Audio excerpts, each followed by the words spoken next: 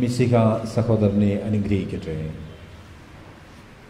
ക്രിസ്തീയ ജീവചൈതന്യം ഭരണകർത്താക്കൾക്കും മറ്റധികാരികളിലും കീഴ്പ്പെട്ടിരിക്കാനും അനുസരണമുള്ളവരായിരിക്കാനും സത്യസന്ധമായ ഏതൊരു ജോലിക്കും സന്നദ്ധരായിരിക്കാനും ഈ ജനങ്ങളെ ഓർമ്മിക്കുക.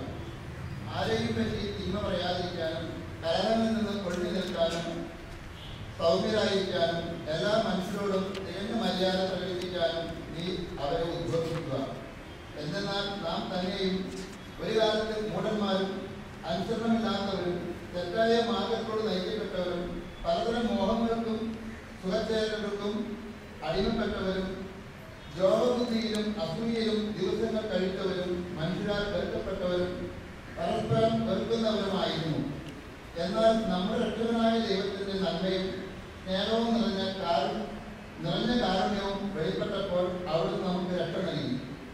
അത് നമ്മുടെ നീതിയുടെ പ്രവൃത്തികൾ കൊണ്ടല്ല, പിന്നെയോ അവിടുത്തെ കാരുണ്യം മൂലം പരിശുദ്ധാത്മാവിൽ അവിടുന്ന് നിർവഹിച്ച പുനർജീവനത്തിന്റെയും നവീകരണത്തിന്റെയും സ്ഥാനത്താലത്തെ ദൈവം നമ്മുടെ രക്ഷകനായ യേശുക്രിസ്തുവിലൂടെയാണ് പരിശുദ്ധാത്മാവിനെ നമ്മുടെ മേൽ സമ്മതമായി വർദ്ധിച്ചത്. അവിടുത്തെ പ്രഭാവത്താൽ നാം നീതീകരിക്കപ്പെടുന്നതിനും നിത്യജീവിതത്തെ പറ്റിയുള്ള പ്രത്യാശയിൽ നാം അവകാശികളാകുന്നതിനും വേണ്ടിയാണ് ഇങ്ങനെ ചെയ്തത്. നമ്മുടെ കർത്താവായ മിശിഹായ്ക്ക് സ്തുതി. പുസ്തകങ്ങളുടെ ആരംഭത്തിൽ എന്നെ പറ്റി എഴുതിയിരിക്കുന്നു.